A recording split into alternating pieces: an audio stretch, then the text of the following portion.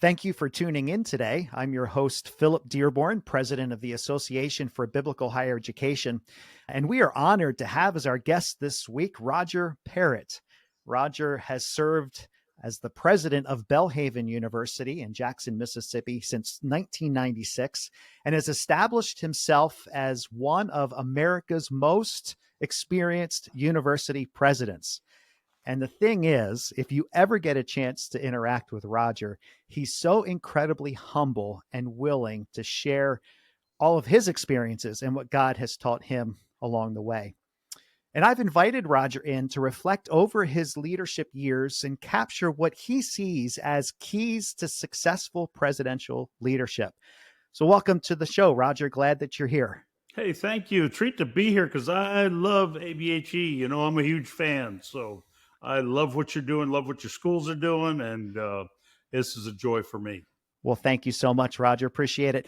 So we're going to jump into some framing questions and just some of the experiences that you've had over your lifetime of service. But before we do that, to kick off our conversation, as you reflect back over your life, share with us a defining moment that God used that propelled you forward. And you can pick either your professional life or your personal life. Well, it really was a very specific moment. I remember so well. I'd been in higher ed. I got my PhD in higher ed. My dad, my grandfather, both college presidents. It seemed like a natural path for me. Did the VP thing at a school, and then I went to the Lausanne Committee for World Evangelization, raised a bunch of money for the '89 Congress, so got to know a lot of people around the country. And knowing that was coming to an end, I thought, well, I'd go into the college presidency. I was 32 years old. That's kind of crazy, but I thought I would. And so started applying, looking at schools. I had some really nice opportunities within the broader Christian world to do some big, huge campaigns and work with some top leaders. But I really wanted to go back to higher ed.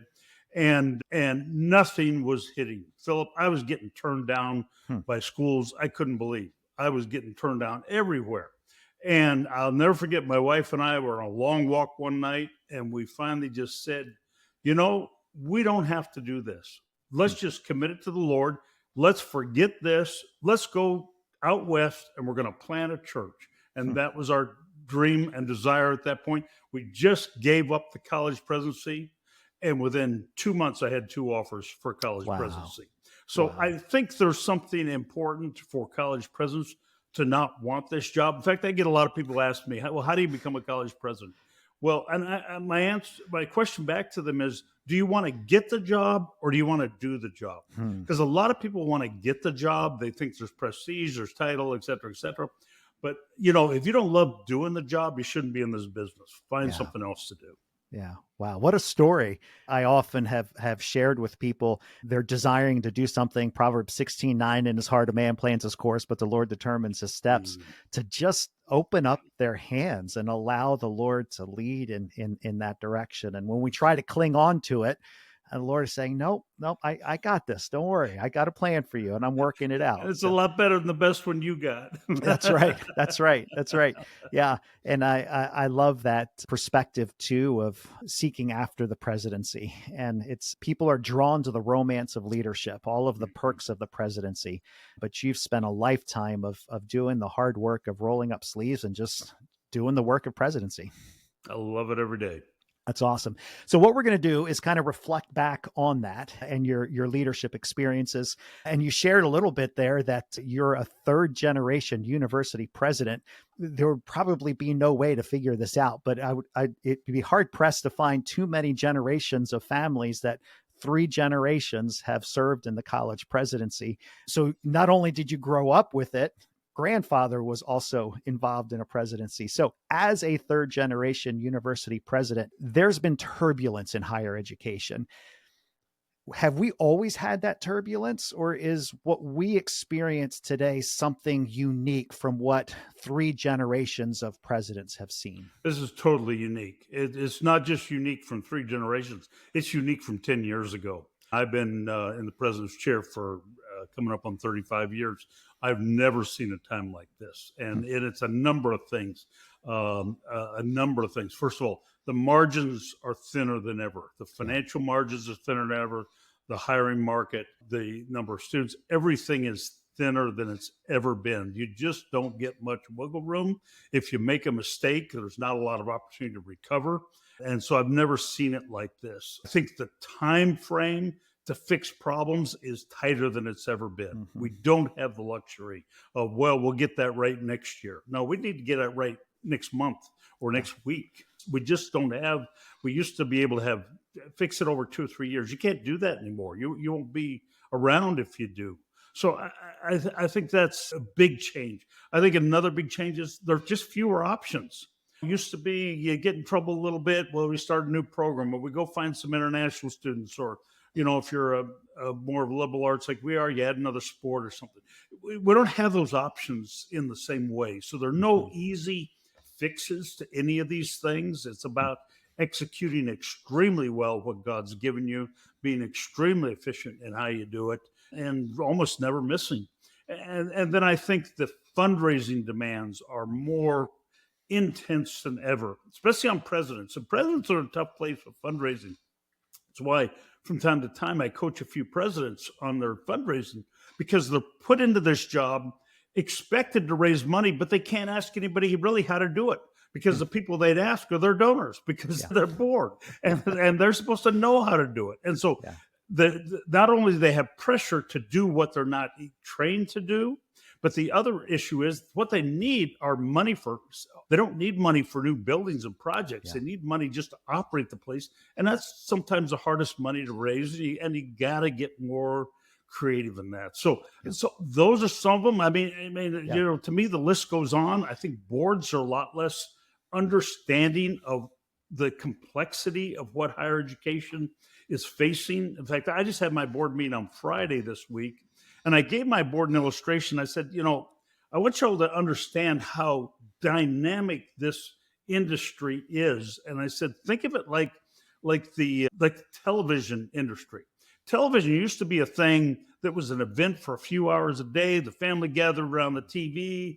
That happened. Well, then the networks came in. They kind of dominated things. You may not remember, but they used to go off at midnight. And, I do remember that. Okay. It was a sad time for us on a Friday night when the TV went off.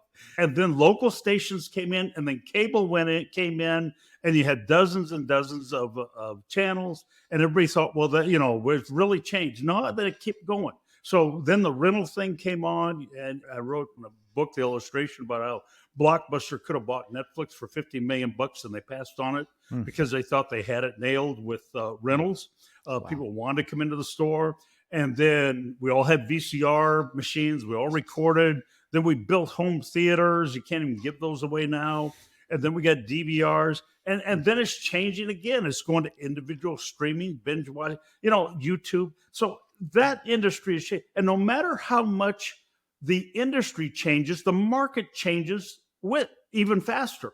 Yeah. Higher education is facing the same thing. We are in a huge market swing shift, and we're trying to do what we did 20 or 40 years ago, and it's not working. So we got to do things differently. So, those are some of the reasons. I've got others, but those are probably too many already. So obviously this is unique. It's not something that has expanded over 3 decades of presidencies. So how you approach leadership shifted or changed in these last 10 years that you've seen this tremendous change in these pressures? How have you changed as a leader? I just think we have to be a lot faster. I was always fast, but now I'm a lot faster. But you can't be fast within a higher education institution unless you create the culture that's willing to accept that. And that's where schools get in trouble. They do not have the culture to change, the culture to adapt. They are tied to the person who's slowest to want to change. And in doing so, you're not going to be in business. You're not going to make it. So, building a culture that's nimble, a culture that's willing to adjust, a culture willing to take on new things without it being a big deal. I mean, for me, that took a lot of years to build. And I'm seeing schools now trying to do that post-COVID because they've got to, but they've still got the culture of 10, 20, 30 years ago, and they can't make the changes because the faculty are kicking back or the board's kicking back or whatever it may be. And what we used to love is what we love. We don't love that new thing. Well, if you don't have the new thing, you're not going to do what you used to love. And so that's where they're really stuck. So Hmm. I think to me, probably my coming out of COVID, I've gotten a lot faster. I've gotten a lot more focused on what really moves the dial. And as a president, that's probably my biggest priority is what can I do every day that moves the dial? If Yeah. I'm doing stuff that's not moving the dial, the time is too short. So Yeah. I'm not going to a lot of the stuff I used to go to. I'm not showing up at all the events I used to go to. I'm not going out to all the places I used to go to. It was a lot of activity, but it didn't move the dial. Yeah. I'd rather be ready for the 2 or 3 times a week when I can dramatically move the dial than being so worn out from running around to a whole bunch of stuff. It doesn't make any difference. That takes some pretty serious discipline because, a lot comes to the presidency, the town and gown elements, the relational pieces. And a lot of times we fool ourselves into thinking if we're just busy with those things, we're being an effective president. Yeah, exactly. And there's a lot of demands from people. You have to change expectations of people that you're Hmm. not going to do that. Yeah. You have to set that tone, but then you better produce the results because otherwise they're not going to be happy. When I came to Belhaven, we made it real clear to the board, we don't entertain. You're not coming to our house. If you don't bring a pizza, help yourself. But other than that, you're not coming to our house. Yeah. And I don't do that. A lot of presidents do. I think it's the negative more than the positive, but you have to set the expectations of what that is. If I've got a president friend who told me one day, he said one of his board members got after him because he wasn't at the women's basketball game.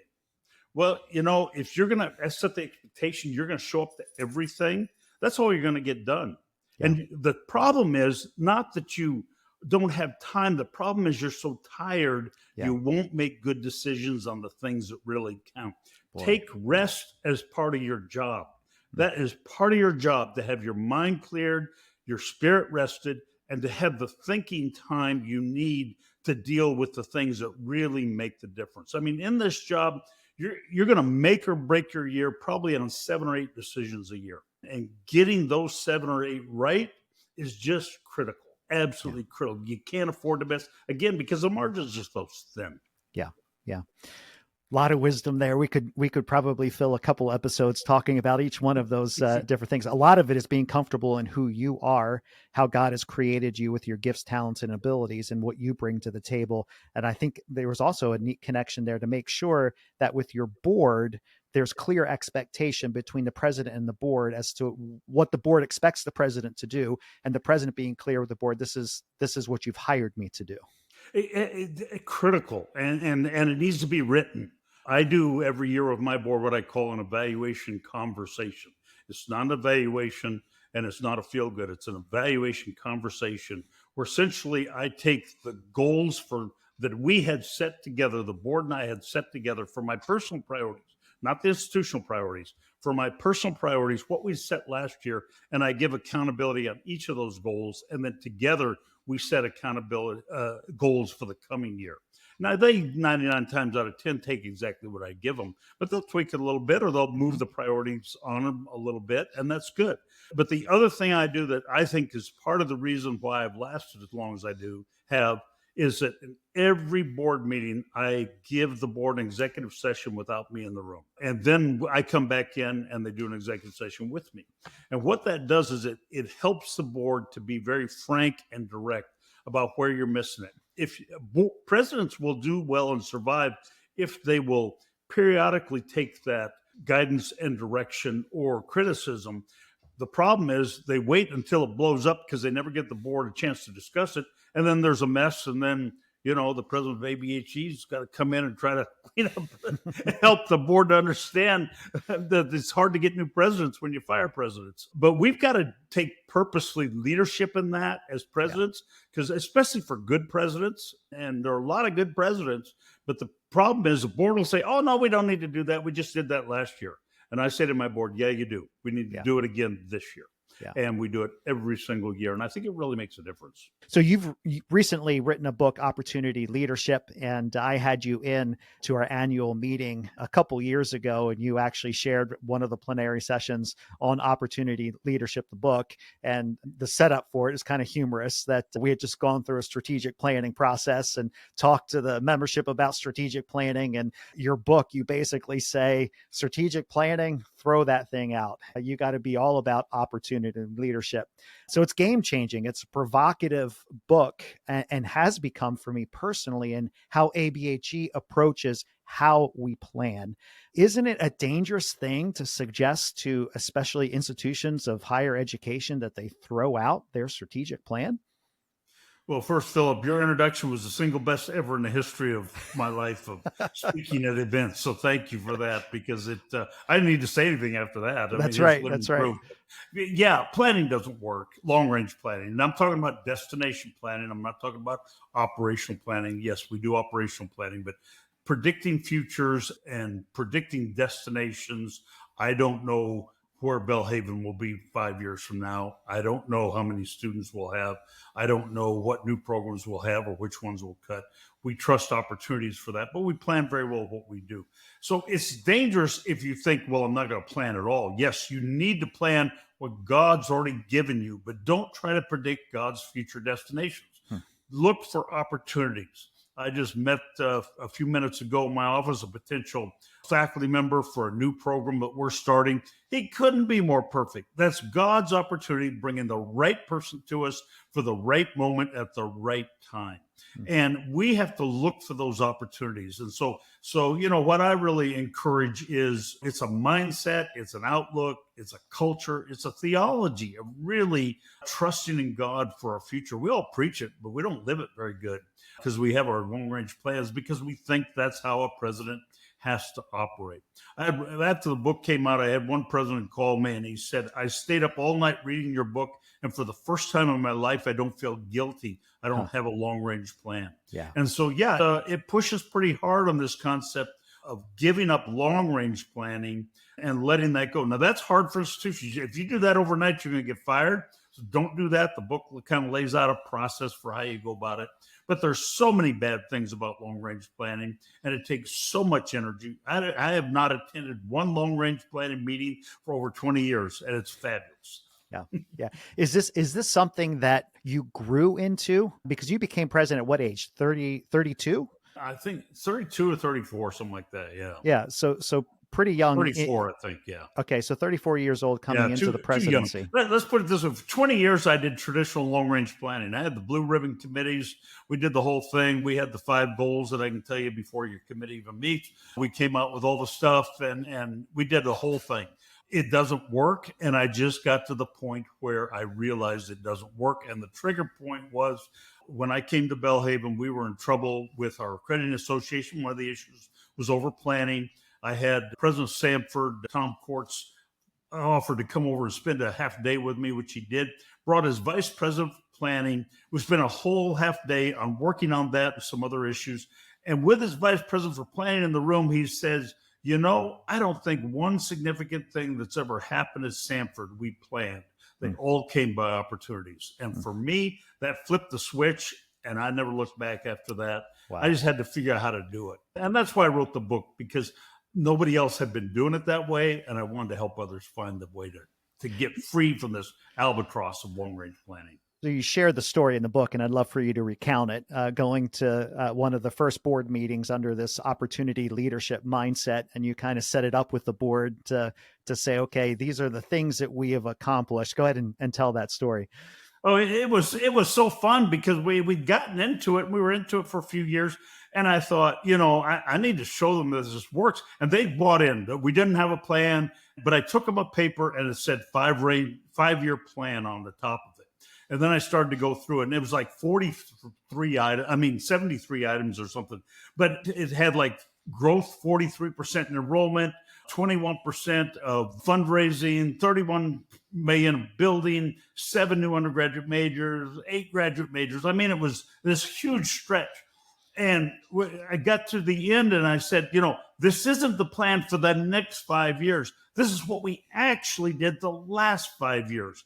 But the deal is, if I brought this plan 5 years ago, we would have cut it down by 2/3. We would have prayed for God to bless it. We would have hit it, and we would have said, well, look what God did. But by not having a plan, it just went through the roof. And I did that exercise again about 2 years ago, and it was even more dramatic than that. It was remarkable what God's done by living opportunities. I love that story. Talk to us about the critic who's going to look at this, though, and say, you're just letting presidents off the hook, right? So they just don't have to do any sort of planning by saying that they should throw out their strategic plan. We just sit and wait for the Lord to give us the direction. Yeah, no, I think the model we use is we want to be a sailboat prepared to catch the wind of God when God's wind blows, or the powerboat that goes where we think God wants us to go and ignores the wind. And if you know anything about sailing, there is a ton of work that goes into sailing, of preparation, of culture, of listening, of learning, all the kinds of things. So when God's wind blows, you can go with it. Where powerboats would get in and go, turn the motor and off you go. Operation. The one is a lot harder than the other. So there's a whole bunch of culture building. There's bringing people into the process. There's creating the anticipation. There's providing the results. All that work's what presidents need to be doing, but they don't do that because they're leaning on the planning process to solve everything. It doesn't solve everything. It makes it worse. It doesn't make it better. And so you've got to deal with that critic. And I would just ask them, what about the previous planning processes push this institution forward? What made the big difference? They won't be able to find an answer because it's not in the planning. Yeah. Oh, wow. So well said. So this is a bit of an unfair question to you, because it's forcing you to kind of reflect back over your experiences there at Belhaven.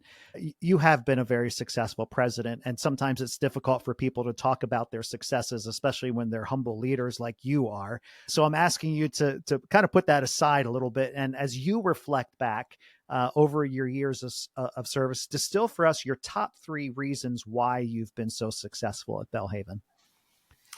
There's a whole bunch of people doing it, but I happen to have the corner office. I think if I pick 3, one is I do have the ability to look over the horizon. I can see what's coming. I live anticipating the future. I live anticipating what the future problems are and what the future solutions are that are needed.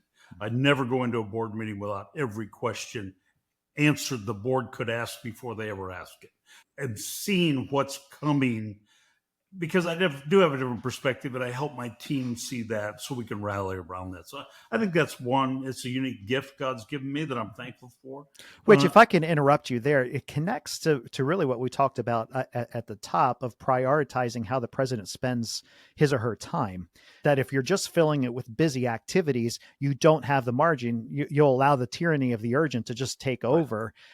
But because you are efficient with your time and prioritize your time, you have the margin to be able to position yourself looking to the future, anticipating the future. Absolutely. And if you don't get your mind separated from the institution enough to do that, you can't see it. One of the most significant changes we ever made, I came up with on the tee box at number 5 on the golf course. I remember very well the moment as I was teeing up the ball and it hit me and it all came clear. Yeah. Like, yeah, there it is. But you don't get that if you're grinding. And grinding doesn't necessarily get you more. It makes you feel better, like you're putting it all into it, but it doesn't necessarily get you further down the road. So I think that's critical. You've got to get the right mindset, which has to do with your schedule. This job will take as much as you'll give it. So you have, as a president, you got to put up the boundaries. You got to say where you stop and where you don't do it. And so it's different for every presidency, where those boundaries are. But I think that's one to see over the horizon. Probably another one is that I empower people. I've got a good team. I think I hire really well, get good people, and I pay them well and let them do their job. Sometimes my wife will say, well, if you did it, it'd be better. Well, yeah, it'd be better. But first of all, I can't do it because I can't do it all. And secondly, somebody gave me the chance to do it, because that's why I could do it better now, because I got a chance to learn how to do it before when somebody gave me the chance. So I want to empower people, and I always want to be what I call future focused evaluating of them. So when they make a mistake, and yeah, they do at times, we're not beating them up for that and trying to put reins on them and trying to hold back. We're trying to empower them for success going forward. In fact, I wrote a chapter in the book about how strongly I feel about that. So I think that's one. If I pick the third one, and this one took a long time to develop, it'd probably be learning to love roadblocks. Most of us in leadership, once we hit a roadblock, we felt, okay, it's my turn, and we're going to bust through, and we're just going to make it happen because that's going to prove I'm a leader. No, when you hit a roadblock, what's God saying? That's time to stop and look and evaluate and see if God's protecting you or preparing you for something else, or changing direction. And learning to love roadblocks, I think, was probably the hardest thing for me to do, because I'm going to go fix it. I'm going to push through. And the roadblocks are sometimes God's most important ways of guiding and directing us and protecting us from things. And it may very well be that you hear from God that you push through that roadblock. And it could be, yeah. And it could be. And then there have been times I've done that, and you do push through, and that's the only way you can go, and it needs to happen, and it takes a skill and a finesse to do that. And there are times for that. But when I do hit those roadblocks, my first question is always, okay, what's God saying in this? What's God trying to tell me? And I want to listen and make sure I'm hearing it and getting wisdom at those points, because again, presidents tend to be pretty hard charging. They all run different styles, but most of them tend to be pretty hard charging. Yeah. It's easy to just keep going. Yeah. Just curious, in your own personal life, your own spirituality, is there a particular spiritual discipline that you practice that you pull away and intentionally hear from God? I like to get where I can talk out loud to the Lord. So I got a little fishing boat, a little inshore deal, and I can talk out loud on that boat. I can talk out loud on the golf course because I play golf by myself. I don't like to play with people. And so I guess that's a weird spiritual discipline, but hey, if it works, it works for me. Yeah, if it works for you, then go for it. Yeah. Yeah. Well, listen, Roger, we're coming up towards the end here, and we have about a minute left in our episode. So just close us out. You have an audience of leaders in biblical and Christian higher education. As you reflecting back over all of your experiences, what's one parting word of encouragement that you'd like to leave with them? I guess the one thing I'd leave them is this: you got the best job in the world. Don't complain. Don't be beat down. Don't wear the burden on your shoulder. No, it's not lonely. No, they pay you better than you probably ought to deserve. An opportunity to transform lives of students and faculty and people you work with. You got one of the best jobs in the world. And I think what I hate more than anything is I get with a group of presidents and they're complaining and griping about how tough they've got it. No, you don't. You've really got a great thing. My grandfather always said, who's college president, he said, it's the best job in the world as long as you can pay the bills. And that is the truth. If you can make the money work, then this is the best job in the world. If the money's too tight, this really is a pretty rough place to be. And goes back to some of those problems we talked about at the beginning. But, enjoy the privilege God's giving you. Serve the people with the opportunity to make things happen quickly and fast and easily. How can you make their life better? I've always felt like if I can empower a faculty member to do what God's gifted them to do, I don't have to motivate them. They're going to be fine. I just need to give them what they need and get out of their way. And the same way with our financial aid people. They're on the front line of ministry. Help them, encourage them. What are the things that I can do as a president? And those things are all a joy to do. And so, I would just encourage presidents and leaders to just enjoy what God's gifted you to do for the privilege of what he's given you to do. Many people get to do this, and a lot of people want to. Well, thank you for the encouragement that you have been to me personally. I often talk about people needing mentors that are close in their life and then mentors that are further out. And you've been one of those. I've only had a couple of occasions to interact with you, but every time I feel like I'm learning a lot about leadership and even my approach. So thank you for playing that role in my life, but also countless others through your scholarship, through the books, and just the example that you are to many of us. So thank you for joining us. You're so kind, Philip, and I'm so glad for your leadership and what you're doing. ABHE is really, really important to us. We need you to be strong and successful. Amen. Amen. So until next time, stay kingdom focused.